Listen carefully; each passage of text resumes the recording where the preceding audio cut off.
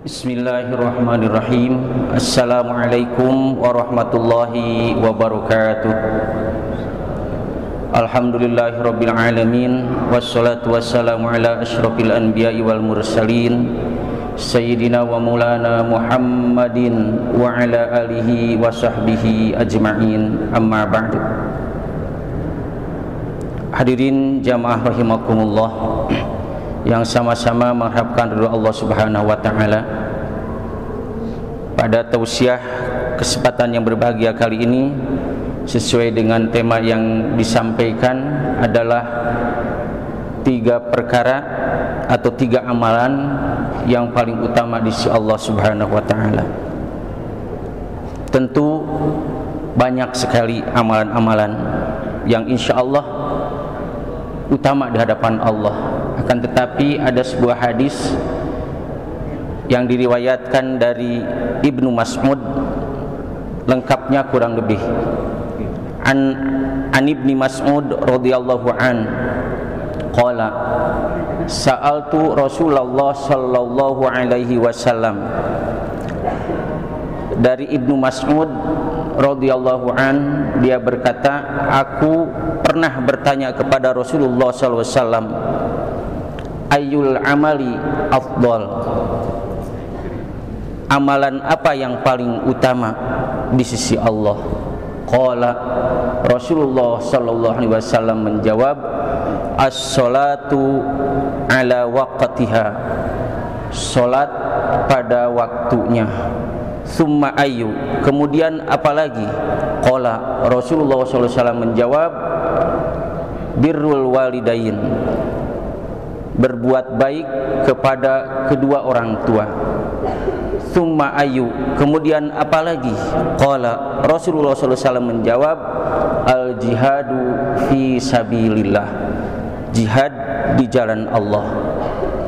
Al hadis rawahu Bukhari wa Muslim. Hadis ini diriwayatkan oleh Imam Bukhari dan Muslim. Sekali lagi, berdasarkan hadis ini ada 3 amalan yang paling utama di sisi Allah. Yang pertama adalah salat pada waktunya. Allah Subhanahu wa taala berfirman, a'udzubillahi minasyaitonirrajim, innas sholata kanat 'alal mu'minina kitaban mauquta, bahwa sungguhnya salat adalah sudah ditentukan waktu-waktunya bagi orang-orang yang beriman. Yang dimaksud adalah salat fardu. Maka sampailah kepada kita salat yang kita kenal, yang wajib bagi kita adalah salat zuhur, asar, maghrib, isya dan subuh. Itulah salat yang waktu-waktunya ditentukan. Artinya salat-salat wajib yang mesti kita lakukan. Dari pelaksanaan ibadah salat ini adalah utama di hadapan Allah manakala kita melakukannya, mendirikannya tepat pada waktunya. Ulama menjelaskan bahwa as-sholatu ala waqtiha, salat pada waktunya itu adalah salat fi awwali waqtiha, salat di awal waktunya. Itu yang lebih utama. Sehingga ulama menjelaskan lagi, mana salat di awal waktu itu? Salat manakala ketika kita berjamaah berbarengan takbiratul ihramnya dengan takbiratul ihram imam. Itu yang dipersebut lagi ulama. Maka itulah yang paling utama. Tentu kenapa ini menjadi amalan utama? Karena ini kaitannya dengan tingkat keimanan dan ketakwaan kita. Orang yang iman dan takwanya kuat, tinggi, dia tahu apa yang disabdakan oleh Rasulullah, ya, antara sholat ke sholat, ya, Jumat ke Jumat, umroh ke umroh, ya, Ramadan ke Ramadan, itu adalah kafaratun, kafarat bagi dosa-dosanya. Sehingga orang yang imannya tinggi, kualitas imannya kuat, maka ketika mendengar panggilan Allah, dia bersegera ingin menuju melaksanakan ibadah sholat. Kenapa? Karena dia tahu, ya, insya Allah dia akan menuju atas ampunan Allah. Tidak akan dilama-lama lagi, gitu kan? Tidak akan dilama-lamakan lagi, tidak akan dinanti-nantikan lagi. Maka akan bersegera memenuhi panggilan Allah tersebut untuk melaksanakan ibadah sholat berjamaah di masjid bareng dengan imam. Itulah yang dimaksud as-sholatu ala waqtiha. Yang kedua, amal yang utama di hadapan Allah adalah birrul walidain, berbuat baik kepada kedua orang tua. Hadirin jamaah rahimakumullah, bila kita buka, kita baca surah Luqman di antaranya, mulai dari ayat 12, dari ayat 9 sampai ke 12, itu rangkaiannya nasihat-nasihat tentang bagaimana kita memperlakukan kedua orang tua kita. Harus begitu baiknya kita berbakti kepada mereka. Bahkan sebagian ulama mengatakan, ketika kita melakukan uququl walidain, melakukan kemaksiatan, pembangkangan kepada kedua orang tua, maka itu dikategorikan sebagai musyrik tingkat kedua setelah melakukan musyrik kepada Allah Subhanahu wa taala. Sekali lagi, sebagian ulama mengatakan orang yang melakukan perbuatan maksiat, pembangkangan kepada kedua orang tua, maka dia dikategorikan setelah melakukan perbuatan syirik tingkat kedua. Setiap kita yang hadir kebanyakan adalah orang tua dari anak-anak kita. Tetapi ingat, kita pun statusnya adalah anak dari kedua orang tua kita. Maka ketika anak kita ingin menjadi anak-anak yang soleh, anak yang senantiasa berbakti kepada kita selaku orang tuanya, maka mari kita tunjukkan bagaimana bakti kita kepada kedua orang tua. Minimal kita menjaga silaturahim.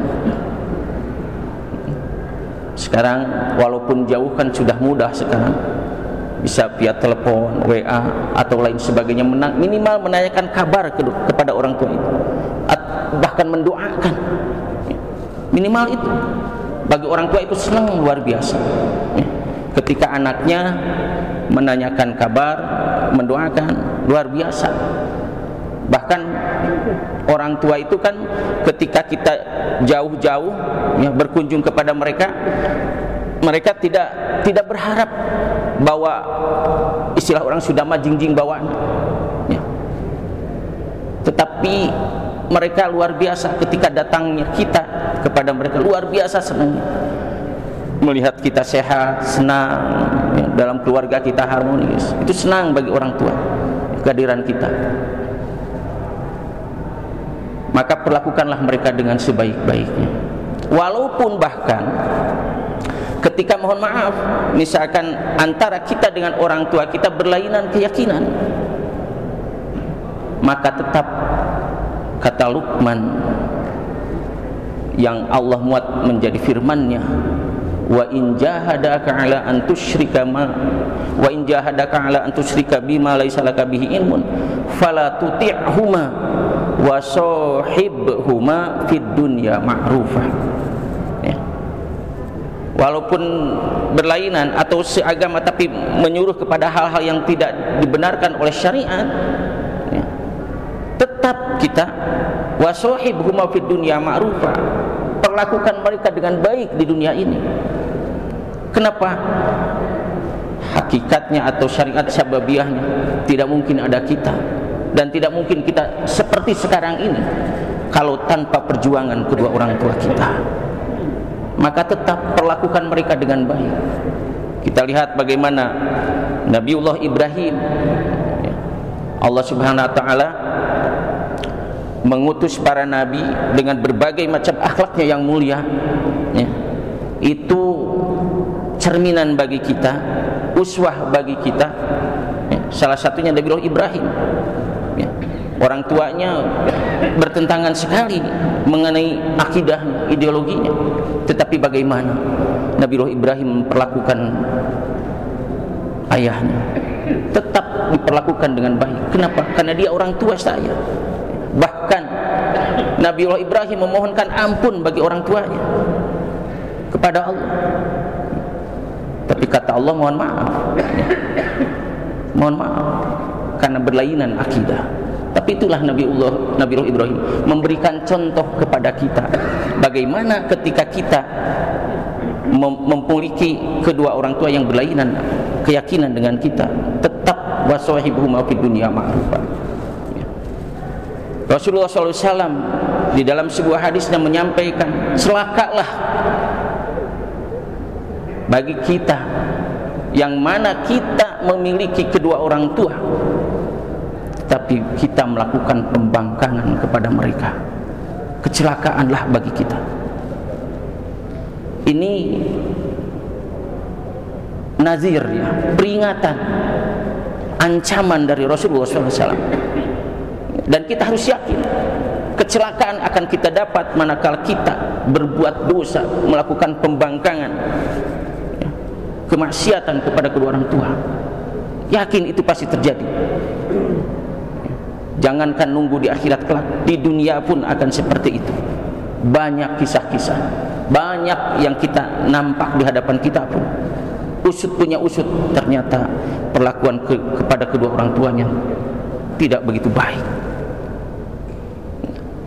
Tentu harus menjadi suatu perhatian bagi kita. Bahkan pertanyaan berikutnya, sampai kapan kita harus berbakti kepada kedua orang tua? Ada salah seorang datang kepada Rasulullah, ya Rasul, kedua orang tuaku sudah meninggal. Adakah kewajibanku untuk berbakti kepada mereka? Kata Rasulullah, ada. Di antaranya satu, senantiasa mendoakan mereka. Yang kedua, memohonkan ampun bagi mereka berdua. Dan yang ketiga di antaranya adalah menjalin tali silaturahim, yang mana silaturahim itu tidak akan terjadi kecuali atas mereka berdua. Artinya menjaga kekokohan tali silaturahim antara kerabat kedua orang tua kita, minimal dengan kakek neneknya, dengan kakek nenek kita, kalau tidak ada dengan paman kita, bibi kita, uak-uak kita, minimal yang terdekat saja senantiasa dijalin. Tidak jarang karena orang tuanya sudah tidak ada, putus silaturahim, ya, dengan mereka, dengan kerabatnya. Ini pesan Rasul. Artinya bakti kepada orang tua ini tidak ada batasnya. Selama kita masih diberikan usia oleh Allah Subhanahu wa taala, maka keharusan, kewajiban kita untuk terus berbakti kepada mereka berdua. Apalagi sudah meninggal. Mereka sangat butuh aliran-aliran doa dari kita selaku ahli warisnya.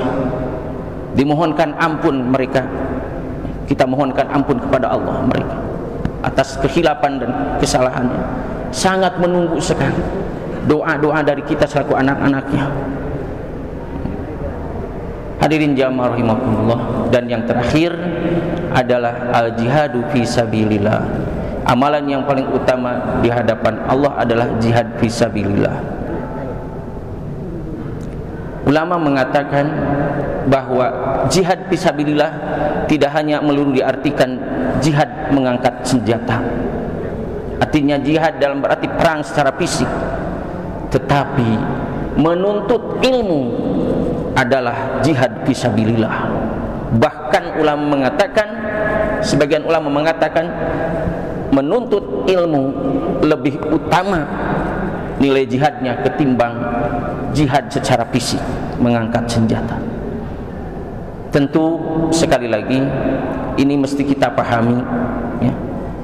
Jangan sampai makna jihad ini diartikan secara letterlek, ya. Jangan sampai arti jihad ini dimakan mentah-mentah sehingga yang terjadi adalah sebagaimana kita dengar, sebagaimana kita saksikan melalui media. Kalau demikian, siapa yang dirugikan? Kita sendiri, umat muslim sendiri. Akhirnya kita dicap yang tidak baik. Kenapa?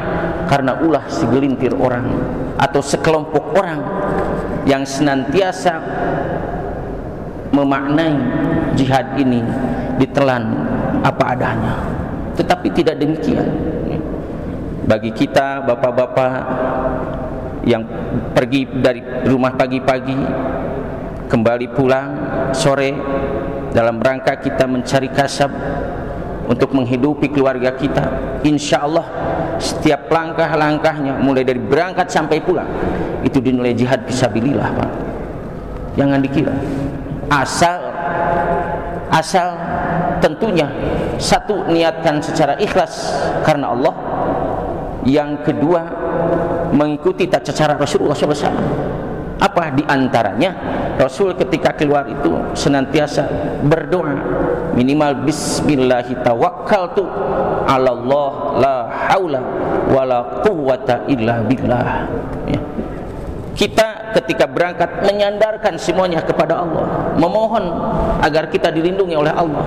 Maka kata Rasulullah, barang siapa yang keluar dari rumahnya dan di awal dengan bacaan itu bismillah tawakkaltu ala Allah dan seterusnya, maka insya Allah selama perjalanan sampai pulangnya kembali, orang tersebut ada dalam penjagaan Allah Subhanahu wa Ta'ala. Ya. Dan apa yang kita lakukan di antaranya termasuk kita adalah bekerja misalkan untuk insya Allah dinilai ibadah di hadapan Allah, dinilai jihad fisabilillah, dan banyak lagi. Setiap bahkan memerangi hawa nafsu, tentu inilah jihad yang paling besar. Kata Rasulullah kan demikian.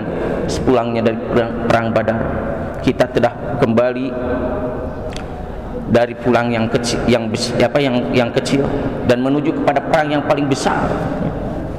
Apa itu? Yaitu jihad kita dalam memerangi hawa nafsu.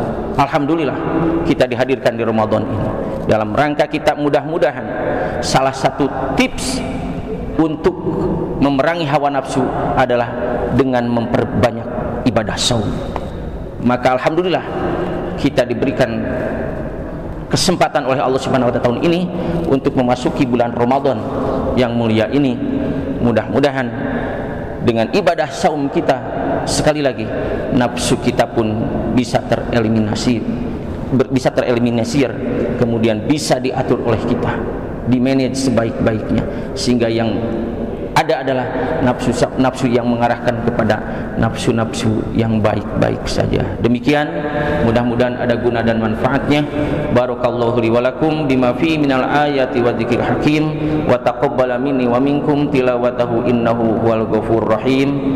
Rabbana atina fid dunya hasanah wa fil akhirati hasanah wa qina adzabannar. Assalamu alaikum warahmatullahi wabarakatuh.